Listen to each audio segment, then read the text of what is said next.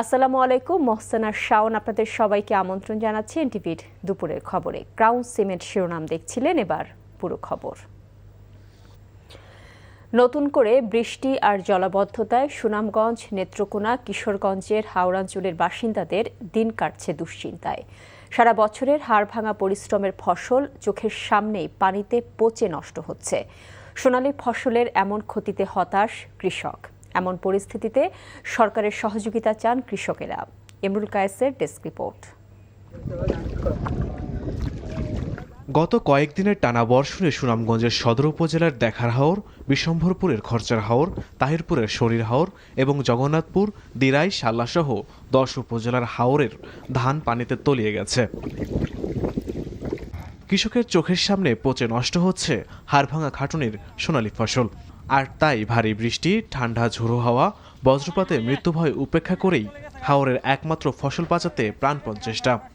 আশা কেরা আছে উড়াত পানি, খমর পানি, ওরা শ্রমিকও পারাম না, মেশিনও চলে না, কি করি আমরা জীবন বাঁচাই। পানি সব দান পানি নিতেছে গা, অত টেয়া বাইঙ্গা খরচ করে যে করলাম, কিচ্ছু নাই, সবই তো আমরা শেষ হয়ে গেল গা। 3 ভাগের 1 ভাগও খাটা হয়েছে না আমাদের দেখার হওয়ার, একবারে সারা হাওরই রয়ে গেছে। তবে কৃষি বিভাগ জানিয়েছে হাওর অঞ্চলের প্রায় 44 ভাগ ফসল কাটা হয়েছে। যে সমস্ত জমির ধান 80 ভাগ পেকে গেছে, সেই সমস্ত জমির ধান যেহেতু দুর্যোগের একটা সম্ভাবনা আছে, আগাম বন্যার সতর্কবার্তা আছে, সেহেতু পাকা ধান কোনোভাবেই মাঠে রাখা যাবে না, যাতে যেভাবে হোক কেটে ফেলতে হবে। সেই লক্ষ্যে আমরা প্রচারণা চালাচ্ছি। বন্যার যথেষ্ট আমরা প্রস্তুত আছি। আর বাঁধের যে বিষয়টা আপনারা জানেন, বাঁধের পানি উন্নয়ন বোর্ডকে নির্দেশনা দেওয়া হয়েছে, এই বাঁধ যে কোনো বাঁধের বিপর্যয়ের ক্ষেত্রে তারা তাৎক্ষণিক ব্যবস্থা নিতে পারে। ভারী বৃষ্টিপাত ও উজান থেকে নেমে আসা ঢলে নেত্রকোনার দুর্গাপুরের সোমেশ্বরী, কলমাকান্দায় উবদাখালী ও খালিয়াজুরির ধনু নদের পানি বৃদ্ধি পাওয়ায় বোরো ধান ঘরে তোলা নিয়ে শঙ্কায় পড়েছেন কৃষকেরা। অনেক দুর্যোগ গেছে, ঘন ঘন ভারী বৃষ্টি হয়েছে, বৃষ্টি হয়ে সমস্ত জমি তলে হয়ে গেছে। পানি উন্নয়ন বোর্ডের তথ্য মতে সোমেশ্বরী নদীর বিজয়পুর পয়েন্টে পানি বিপদসীমার 5.73 মিটার নিচে এবং খালিয়াজুরিতে ধনু নদের পানি বিপদসীমার 2.71 মিটার নিচ দিয়ে প্রবাহিত হচ্ছে। এদিকে দুদিনের ভারী বৃষ্টিতে কিশোরগঞ্জের অষ্টগ্রাম ও মিঠামইনে হাওরের পানি বেড়েছে। এতে তলিয়ে গেছে মাঠের সোনালী ফসল। ক্ষয়ক্ষতি এড়াতে দ্রুত ধান কেটে ঘরে তোলার পরামর্শ দিচ্ছে কৃষি বিভাগ। 40 কের ক্ষেত করছি, 40 কের ক্ষেত হয়ে গেছে তলয়া। এখন কি করি, কেমনে কি করি? যে জমিগুলা তলে আছে এগুলা কাটা যাইতেছে না, আর যেটি কাটা যাইতেছে এটি মনে করেন গলা পানি, বুক পানি আর কোমর পানি। Imrul Kayes, NTV news desk.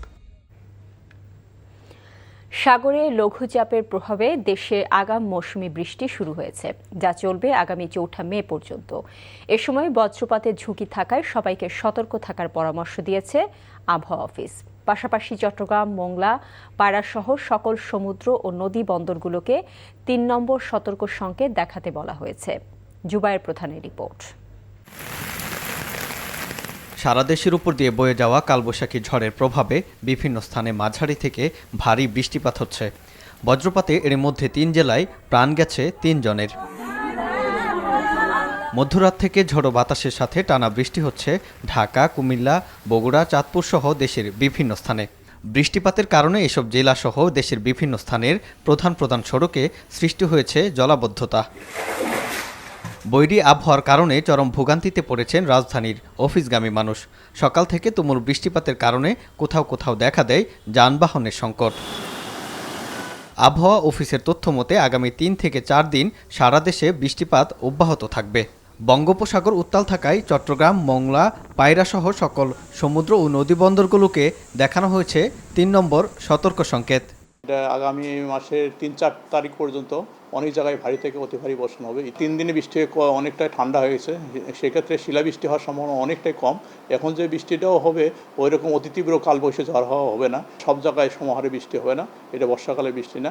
এবং যেদিকে এটা বেশি সক্রিয় থাকবে সেসব জায়গাতে ভারী থেকে অতি ভারী বর্ষণ হবে। 4টা সমুদ্র বন্দরকে আমরা 3 নম্বর স্থানীয় সতর্ক সংকেত দেখিয়ে যেতে বলা হয়েছে এবং আজকেও এই সংকেত বলবৎ থাকবে।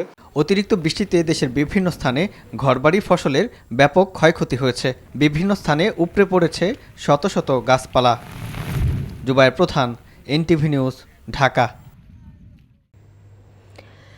দেড় মাসেও নিয়ন্ত্রণে আসেনি হামের প্রাদুর্ভাব। প্রতিদিনই পাল্লা দিয়ে বাড়ছে রোগীর সংখ্যা। দেশের বিভিন্ন জেলা থেকে রোগীরা আসছেন রাজধানীর হাসপাতালগুলোতে। দৈনিক গড়ে 200 আক্রান্ত শিশু হাসপাতালগুলোতে ভর্তি হচ্ছে। হামের পাশাপাশি অন্য জটিলতা থাকায় মৃত্যুর সংখ্যা কমানো যাচ্ছে না বলে মত চিকিৎসকদের। নাজিবুর রহমানের রিপোর্ট। হামের সংক্রমণের মাঝেই শ্বাসকষ্ট আর নিউমোনিয়ায় নাকাল অনেক শিশু। রাজধানীর বেশিরভাগ সরকারি হাসপাতালগুলোর চিত্রই এমন। সংক্রমণ নিয়ে সবচেয়ে বিপাকে ঢাকার আশপাশের জেলার মানুষ। অনেক হাসপাতাল ঘুরে অবশেষে রাজধানীতে মিলছে চিকিৎসা। এতে ভোগান্তি যেমনি বাড়ছে, তেমনি সঠিক সময়ে চিকিৎসা না পাওয়ায় অভিযোগও আছে। দেশে গেছি ওই দিন রাত্রে জ্বর আসছে, এমন জ্বর, এই জ্বর নিয়ে আমি তাদের ঢাকা চলে আসছি। ঢাকা আসার পরে দেখি যে এরকম লাল হয়ে গেছে। কোনো হাসপাতাল রাখে না, বুঝছেন, কোনো লোকের রাখে না, গেলে দুদূর করে দাঁড়ায় দেয়।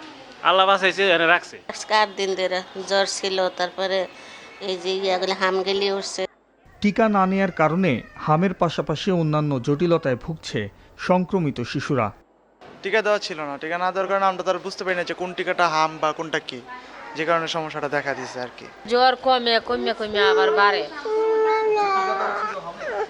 না, হামের টিকা তো দিছি না আগে। চিকিৎসকরা বলছেন শুরুতে সমন্বয়ের অভাবে সংক্রমণ বেড়েছে। একই সাথে তারা আশাবাদী টিকা কার্যক্রম অব্যাহত রাখলে শিগগিরই সংক্রমণ কমতে পারে।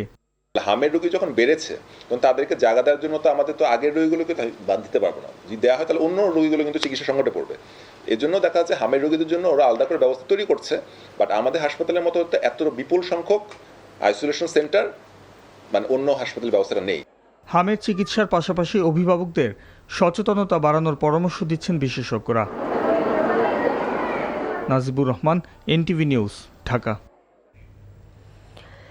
বিগত ফ্যাসিস্ট সরকার এদেশের মানুষ ও রাজনৈতিক দলগুলোর সাথে যে আচরণ করেছে, ভবিষ্যতে সেটি করার আর সুযোগ নেই বলে মন্তব্য করেছেন পানি সম্পদ মন্ত্রী শহীদুদ্দিন চৌধুরী অ্যানি। সকালে জাতীয় প্রেস ক্লাবে উপকূল রক্ষা নিয়ে আয়োজিত এক সেমিনারে এই কথা বলেন তিনি। একই সাথে চলমান সংকট মোকাবেলা করতে সরকার ও বিরোধী দলকে দেশ ও মানুষের স্বার্থে ঐক্যবদ্ধভাবে কাজ করার আহ্বান জানান তিনি। এ সময় মন্ত্রী রাজনৈতিক বিশৃঙ্খলা পরিহারে বিরোধী দলকে ভাষা ব্যবহারে আরও সংযত হওয়ার আহ্বান জানান। অনুষ্ঠানে তিনি আরও বলেন, বৃক্ষরোপণের পাশাপাশি খাল খনন কর্মসূচিকে বিপ্লব ও আন্দোলনে পরিণত করতে হবে, যাতে কৃষিকাজে পানির স্বল্পতা মেটানোর সাথে বড় ধরনের দুর্যোগ মোকাবেলা এবং উপকূল ও দেশকে রক্ষা করা যায়। ফ্যাসিস্ট যে আচরণ এদেশের মানুষের সাথে করেছিল, ফ্যাসিস্ট যে আচরণ বিরোধী দলের সাথে করেছিল, রাজনৈতিক দলগুলোর সাথে করেছিল, সেই আচরণ করার সুযোগ এখনো আসে নাই। আর এই আচরণ তো হবেই না, এই আচরণ করার কোনো সুযোগও নাই। কারণ একটা গণতান্ত্রিক দেশে যদি সমাধানের দিকে যেতে হয়, যদি লক্ষ্যে পৌঁছতে হয়, গণতান্ত্রিক ভাষা রীতি ফলো করেই আমাকে বিরোধী দল সরকারি দল একে অপরের জন্য সংগ্রাম করেই দেশটাকে গড়তে হবে। জামায়াতে ইসলামীর কোনো নেতা জান্নাতের টিকিট বিক্রির কথা বলেছেন তা নিয়ে সংসদে চ্যালেঞ্জ দিয়েছেন জামায়াতের নায়েবে আমির ও রাজশাহীর 1-এর সংসদ সদস্য মুজিবুর রহমান। অন্যদিকে রাষ্ট্রপতির ভাষণের উপর বক্তব্যে সড়ক, সেতু, রেল ও নৌ পরিবহন মন্ত্রী বলেন, জুলাই সনদ বাস্তবায়ন করবে সরকার। চাঁদাবাজ কোনো দলের সদস্য হতে পারে না। চাঁদাবাজ চাঁদাবাজি, তাদেরকে ধরতে হবে, গ্রেপ্তার করতে হবে। আজকে বিরোধী দল এই প্রস্তাব দিতে চায় যে বাংলাদেশকে চাঁদাবাজ মুক্ত করতে হবে। এতগুলা সরকার এসেছে, জাতীয় সংসদে কোরআনের একটি আইনও চালু করে নাই। আপনি জানমাল দিবেন, বিক্রি করবেন, জান্নাতে যেতে পারবেন। জানমাল আল্লাহর পথে দিবেন না, আপনার কপালে জান্নাত হবে না। এটা আল্লাহর কথা, এটা মানুষের কথা না। আমি চ্যালেঞ্জ দিলাম, জামাত ইসলামের কোন নেতা বলেছে আমার কাছে যে জান্নাতের টিকিট আছে, বিক্রি করছি? গণভোট মানুষ 71% মানুষ রায় দিয়েছে। কিসের জন্য? জুলাই সনদ বাস্তবায়ন করবার জন্য। জুলাই সনদ কি? যে জুলাই সনদ আমরা রাজনৈতিক সমঝোতার ভিত্তিতে সমস্ত রাজনৈতিক দল সই করেছি, একমত হয়েছে। কিছু সাংবিধানিক সংস্কার আছে, অন্যান্য সংস্কার আছে, এটা আমরা বাস্তবায়ন করতে বদ্ধপরিকর, অঙ্গীকারবদ্ধ। ব্যবসায় বাধা দূর করতে শতভাগ আন্তরিকতা নিয়ে সরকার কাজ করছে বলে জানিয়েছেন অর্থমন্ত্রী আমির খসরু মাহমুদ চৌধুরী। জাতীয় রাজস্ব বোর্ড এবং এফপিসিসিআই এর যৌথ উদ্যোগে এনবিআর পরামর্শক কমিটির সভায় তিনি একথা বলেন। মন্ত্রী বলেন, রপ্তানি খাতকে সবচেয়ে গুরুত্ব দেবে সরকার।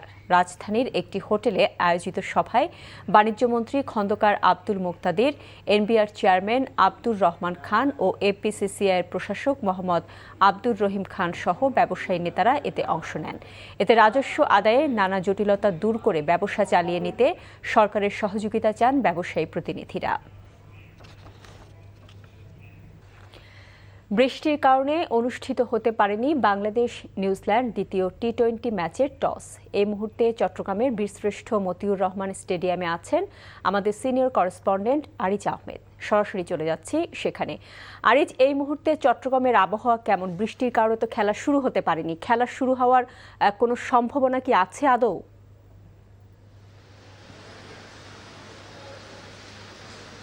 শাওন, আজকে সিরিজ জয়ের লক্ষ্যে বাংলাদেশ স্বাগতিক বাংলাদেশ মাঠে নামার কথা ছিল, কিন্তু এটি বৃষ্টি এখন এবং খারাপ আবহাওয়া বাংলাদেশের প্রতিপক্ষ হয়ে দাঁড়িয়েছে।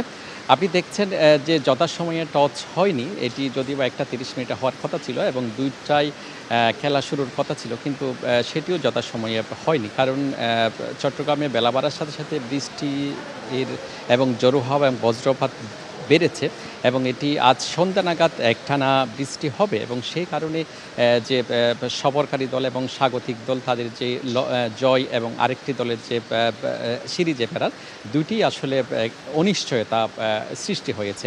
তো এখনও পর্যন্ত আমাদেরকে কর্তৃপক্ষ কিছু বলেনি, তবে দুপুর 12টার দিকে হেডলাইট জ্বালিয়ে যে 2 দলকে স্টেডিয়ামে আনা হয়েছে এবং সবাই অপেক্ষার প্রহর গুনছেন এটি কি উইকেট কি কমিয়ে আনা হবে বা ওভার কি কমিয়ে আনা হবে নাকি এটি পরিত্যক্ত ঘোষণা করা হবে, এটি এখন সময় বলে দিবে। তবে এখনও পর্যন্ত প্রায় অনিশ্চয়তার মেঘটা কিন্তু এখনও কাটেনি।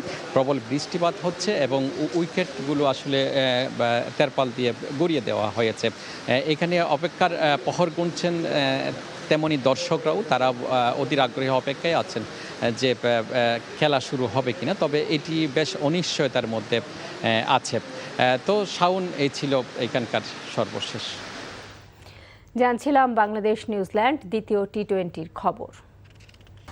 এই ছিল দুপুরের খবরে। এই খবরের ভিডিও সহ আপডেট জানতে ভিজিট করুন এনটিভি অনলাইন www.ntvbd.com। এছাড়াও এনটিভি জনপ্রিয় সব অনুষ্ঠান ও খবরের আপডেট জানতে ভিজিট করুন আমাদের ইউটিউব ও ভেরিফাইড ফেসবুক পেজ। 5টায় দেশের খবর দেখার আমন্ত্রণ রইল। এতক্ষণ সাথে থাকার জন্য সবাইকে ধন্যবাদ।